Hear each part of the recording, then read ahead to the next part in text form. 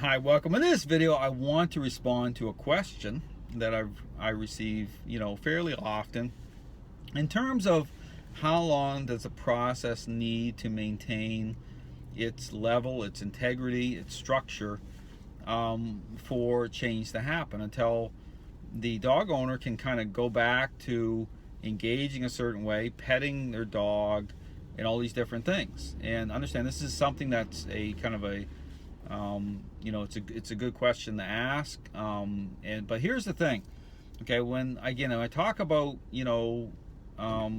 certain dynamics and looking to an example to understand why it is that you need to do things a certain way, even over a certain duration, and even with a certain level of intensity and structure.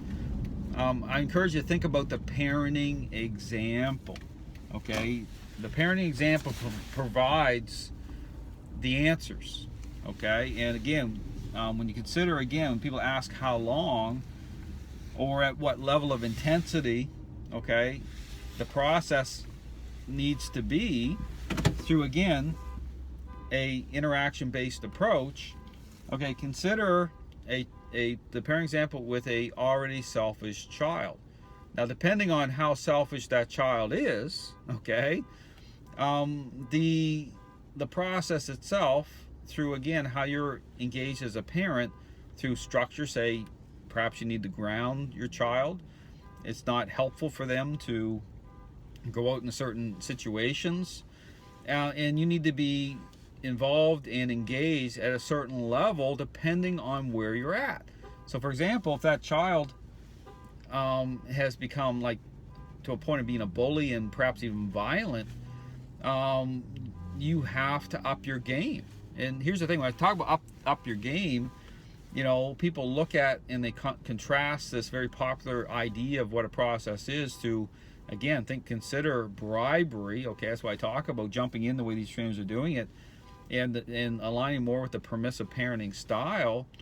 So when they look at anything beyond that, different in the sense of, again, of this type of methodology, they have a difficult time because they have a certain idea of things.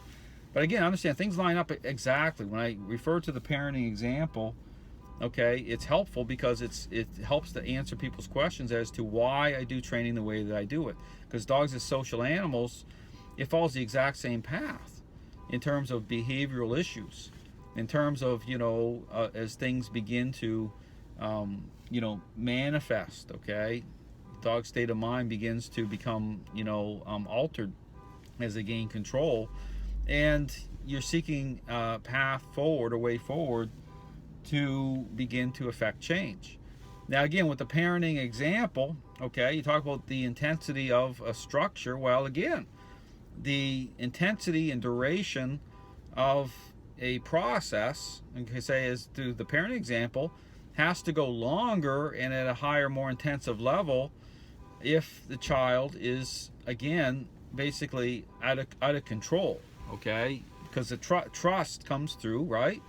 Comes through as the attitude of the child changes, right?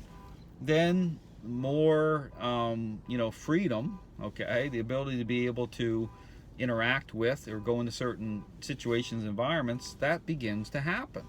But again, it's all about understanding. And again, here's another very important thing to keep in mind is how do you actually gain context, or the ability to know even where you're standing at the beginning, or even during the process, getting the right amount of feedback, information as to when you can start to level out and start to, the methodology, the process can start to diminish, because now you can trust what you see. Okay, this is the whole thing about appearances, right? Talk about that.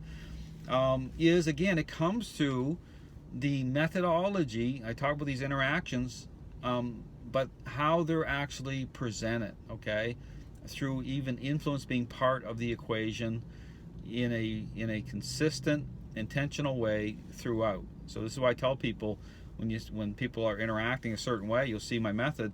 I'll say, continue to push on your dog. The dog needs to feel you that way, because it is a power play.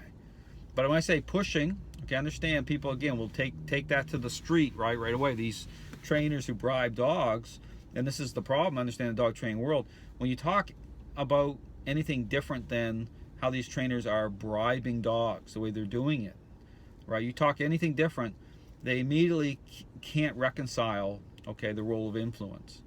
And they will make all sorts, they come off sounding just like force-free dog trainers for a reason, right? They want to incite the mob, so to speak, because that's the point.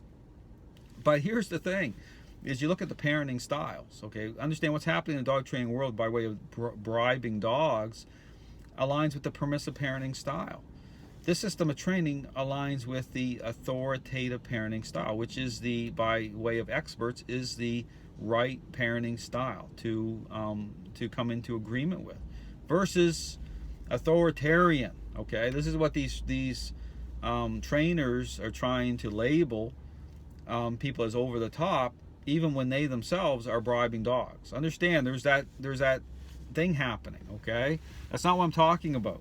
So when I talk about pushing, I'm talking about asserting influence. It's about what's reasonable, with the dog understanding the intent based on what these interactions represent. Okay, you're doing the same thing each time. It's not erratic.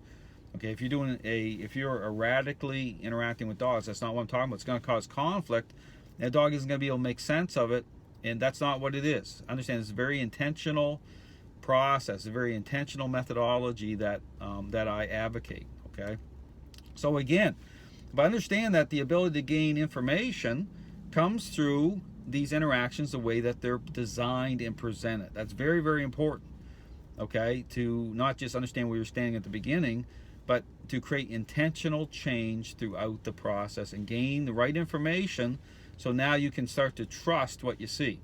And this is where even commands, verbal commands, align through how things package up. Okay, very, very intentional. Understand, a lot of critical thinking went into the system. So all to say, when people ask the question, when can I? Well, you know, that is another, again, conversation in terms of you changing, because understand your parenting style, so to speak, is going to change. So you're going to connect with your dog differently at a deeper level. Okay, this is where the bond is actually going to be stronger. So versus just emotion that way. So understand, when you see things in the dog training world, you see these trainers and these you know, owners like petting all over their dogs at like 5 minutes in, I shake my head. I'm thinking, this is such a mess. Okay, I mean, these people are making assumptions that are not true on a lot of these dogs, and then you wonder why, you know, you're still dealing with a relationship problem, because how these trainers are jumping in, how they're engaging. Of course, it makes people feel great, but understand that's not where the answers are at. Okay, that's not where the fix is at. Okay, the fix comes through the right methodology, you know, and interacting the right way and getting the right information. I mean, getting the right information makes all the difference in the world at the very start. So again, I encourage anyone look for answers. Check out the system of training. You're not going to find any other system of training out there in the world like this system. You're not. I developed it. It's a original source system, the way that I present it. A lot of critical thinking went into this system. People have no clue. They just look at it and make assumptions based, again, on what's popular.